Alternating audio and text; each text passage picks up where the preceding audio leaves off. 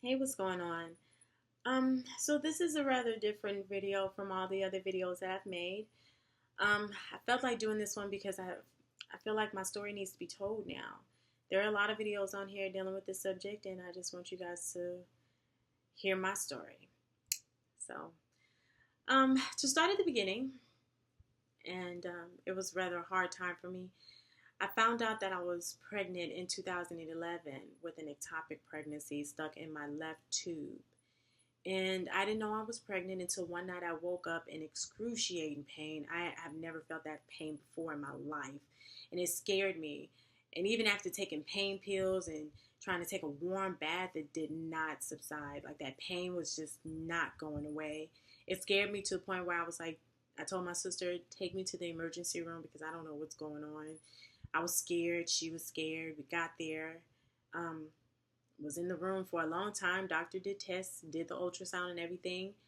And he came in and said, Miss Lewis, you know you're pregnant with an ectopic pregnancy and it's stuck in your left tube. When he told me that, it was like, what? I had no clue. Like I wasn't trying to prevent it, but it was just weird to me hearing those words, Miss Lewis, you're pregnant. And it's an ectopic pregnancy. No, you can't keep it. You have to get rid of it. You have to treat it. And the only way to treat it is through a number of things. You can either elect to have surgery to remove the dividing cells. I don't want to call it a fetus because it's not a fetus at this time. Or you can either have the tube removed, or you can have what is called methotrexate, and you take shots, and it's supposed to kill the cells that are dividing. And you just basically go through this long, drawn out miscarriage for however long it would take to clear all of your levels, your HCG beta levels. And so when he's telling me all of these things, he said, your levels were high. This is how we were able to indicate that it was. And through the ultrasound, seeing that it was on the left is because if they are that high and you're only around 6 weeks, and I thought to myself, 6 weeks? Wow. 6 weeks of not even knowing you're pregnant? That's crazy. But he said, but basically when your levels are that high and you're that early along, that is either indication that you're having twins or you have an ectopic pregnancy. And I think my levels were very high. I can't say. This was way back in 2011, so I don't really know. But I went through a long process. They first gave me 2 shots of methotrexate, one in each arm, and that left a few side effects. Let me tell you, diarrhea, nausea. I was a little dizzy at times, but it wasn't severe, and cramping, abdominal pain. And it got worse after I got the medicine. And it was to the point where I was laying up in bed one day just crying from the pain. And of course, you're expelling the blood, and it just never ended. And of course, week after week, I had a number of doctor visits to go get my levels checked to make sure the medication was working. It was one time I had so much severe pain that I thought that my tube had burst, and I went into the hospital again, and they said, well, the first set of medications, the first shot they gave me in my arm did not work, so we have to give you another dose. And so I was like, oh God. So went back in, have to go through all the symptoms again. Of course, this time instead of in the arms, they gave it to me in one in each of my hip, and that seemed to have worked. The pain was still the same, but I was, medicating myself with pain relievers and just trying to stay as relaxed and as comfortable as possible. I had my sister there, thank God. I had my mother there, thank God. And they were my main supporters at that time. And during that time, I was in a deep, dark depression, y'all. I was so deep into a depression, dealing with the problems me and my boyfriend at the time were having, dealing with the fact that I am pregnant, yet I cannot keep this baby because it will kill me if I do. And that's just not an option. And the fact that, when you're pregnant and you're dealing with a long, drawn-out miscarriage, or even when you have a miscarriage, or you, whatever the case may be, and you have to go to the doctor and you see other pregnant women and you see babies around you, it really, really sinks in deeper that you want this, but you can't have it at this time. So it just put me into a deep, dark hole. And I was so depressed. I wasn't eating. I was stuck in my house. I didn't want to see anybody. I didn't want to talk to anybody. I was crying all the time. But my sister was really helpful. My little sister was very helpful. My mom was very helpful. And my boyfriend at the time was, there whenever he could be. And I didn't expect much because we were going through our drama and we had our own problems that I was working with too. So that happened. Luckily, the medication the second time around did work, and I was glad for that. But it was a very deep, dark time for me. And after that happened, I had to give myself a pep talk.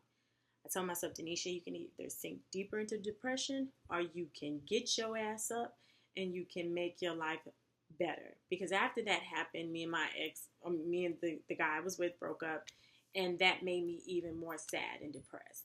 And instead of me wallowing in that depression and in that deep darkness, I just got up. I started to exercise because it was a release for me. And it turned into me going to the gym every day, like literally 7 days a week. I was in the gym for at least an hour, releasing all that tension, that stress, that headache, that drama. And it helped me to start eating right. I started working more so on a lot of other different projects to keep my mind off of what I had gone through. It was trauma to my body. It was trauma to me mentally, physically, spiritually, emotionally. Everything you could think of, it was trauma. And me helping myself to stay busy, to focus on other things.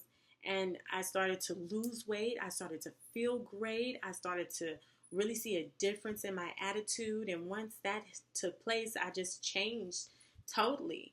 And after that, I started to apply that to a lot of different things. If anything made me sad, I would just focus on things that made me happy. And I focused on my health and me relieving that stress, however it was, to exercise, to sing, or to, do hair, or whatever it was that helped me, I did it. Anyways, fast forward to 2015. Recently came back from Miami during Memorial Weekend, and then that weekend I partied hard. I was ripping and running the streets, drinking. We were all over the place. People were smoking around us. I mean, it was just really crazy, and I was nonstop.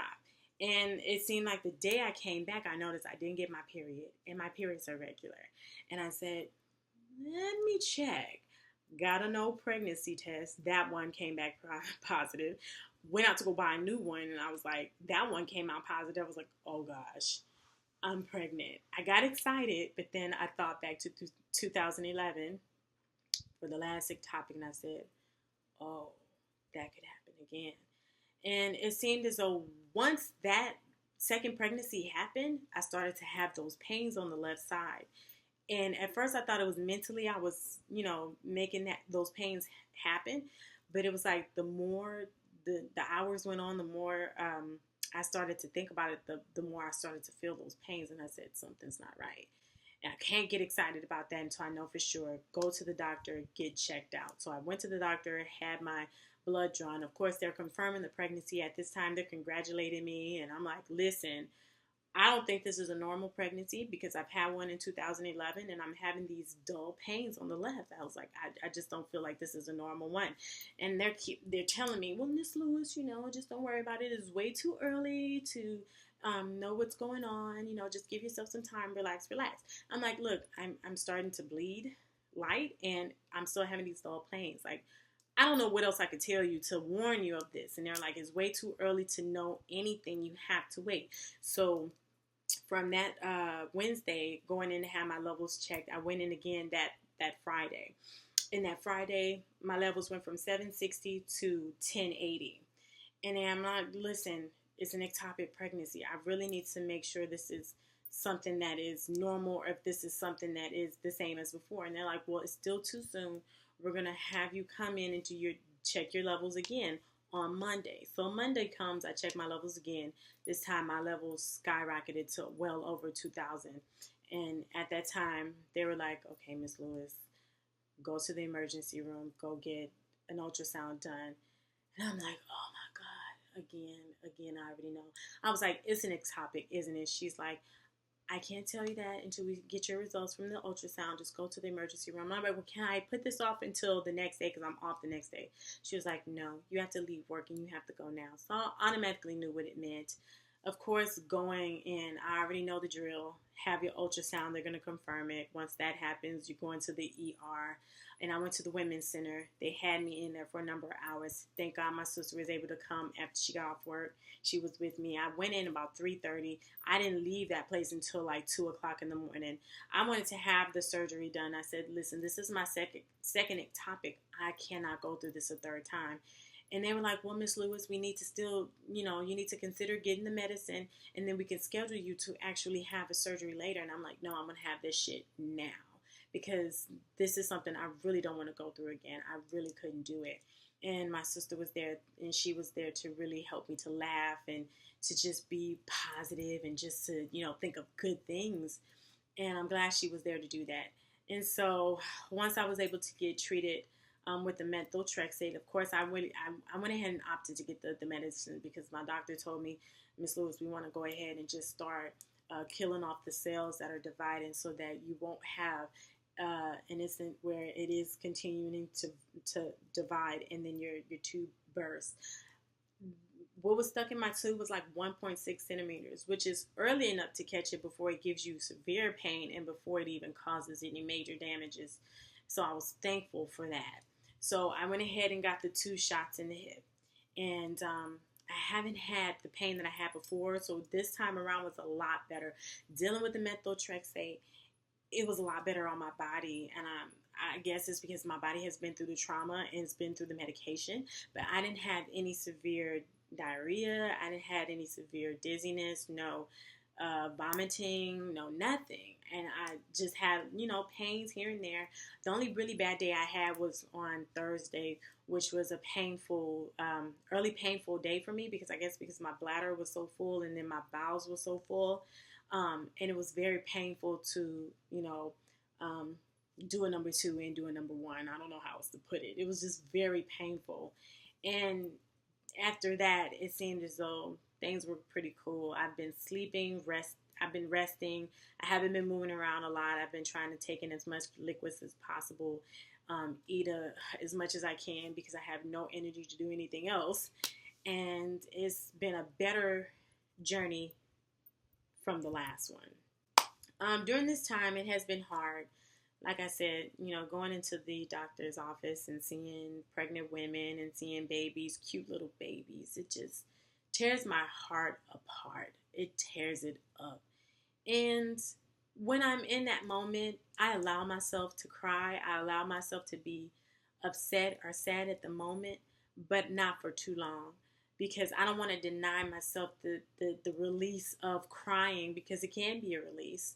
And I have my sisters to talk to, and I have my mom to talk to, my friends to talk to. So that's another release. But I would tell myself in that moment, be angry if you need to, be sad if you need to, mourn the loss of this unborn child. But then I'll give myself a pep talk, and I'll say, don't stay down in the dumps, because your life is going to get better. You're going to continue to do better, and you will be fruitful. You will eventually have a baby. Don't think on the negative things, think on the positive, because I still believe I'm going to be able to have a baby. After I had the last ectopic, I had a hysterogram done. I don't know if that's how you really say it, but the hysterogram is where they shoot the dye into your uterus, and you can see the dye going into your tubes. If one of your tubes are blocked, the dye will indicate that. My left tube was blocked after the first ectopic. The right tube, however, is normal. It's got a healthy passageway. So I still believe that once I have the surgery to get rid of this left tube that's caused me so many problems, I'll still have, a good chance on my right side. And even if God does not see fit for me to bear a child normally, I will be willing to do in vitro when I have money, or I would be willing to adopt, because I have so much love to give, and there are so many beautiful children, babies out there that do need a good home and a good mother and all the love that mother has for them. So, and another thing is too, my sister has been teaching me about meditating, which is really, really good to help you relax, calm down your nerves, and just take that edge off. Really, I have been doing that ever since she taught me how to do it, and it has really helped me. And prayer has really helped me. Having my sisters as my rocks, my mother, and everybody has been so grateful. I've been very grateful to have them around. Right now I can smile, I can laugh about the situation. I can say this right here is just a small storm that I'm going to have to deal with. Some damages is going to be done, but I can repair those damages in my heart and my spirit, my mind, mentally, and physically. I can repair that, and then I can continue my journey on to all of my dreams and my goals and my aspirations, because that's not going to stop me. I still have the love of everyone around me that's going to help me to get through this. And I've been getting through it. I'm not going to lie. I've had many times where I broke down and I cried. I could just be watching the TV and a dog can be walking across the screen. I'm going to cry. But you're going to be emotional because your emotions are high. But, just don't dwell on that. You have to be the strong person within you to tell yourself, you're only going through this for a moment. You have the rest of your life to look forward to. Don't dwell on this because it will affect your future. It will. And you don't want that to happen. Look at me. I'm laughing about certain things. I can smile about certain things. So in the end, of course, I'm still dealing with, minor pains. It's not much. But I think my levels are going down. I am doing really good now. I have a lot going on. I have to move on the 20th of this month. I can't go to Vegas, but I guess I can always go to Vegas. I guess I could save my ticket for when I want to go on my birthday ski trip. I've been trying to plan that for a while. And I'm just going to focus on that. I'm not going to focus on the fact that I've lost something that I've wanted so much. I'm just going to focus on what God has for me now. And I know He will bless me eventually with beautiful children, and I'll have a family. So anyways, I didn't mean to make this video so long, but I really hope that you guys can look at this video and say, I can be like that. I can be strong like that too. And you can be. And, just stay positive. Continue to pray.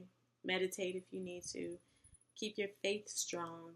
And know that this is something that's not going to last always. So, thank you so much for watching this video. And I hope that you can be strong in your journey during this time. And, of course, sorry for your loss. And don't think of it as a loss. Think of it as you are preparing yourself for something greater, because it's coming. So, thank you guys for watching, and I hope you guys have a smooth journey and will be fruitful in the future with beautiful babies as well. So until the next video, you guys.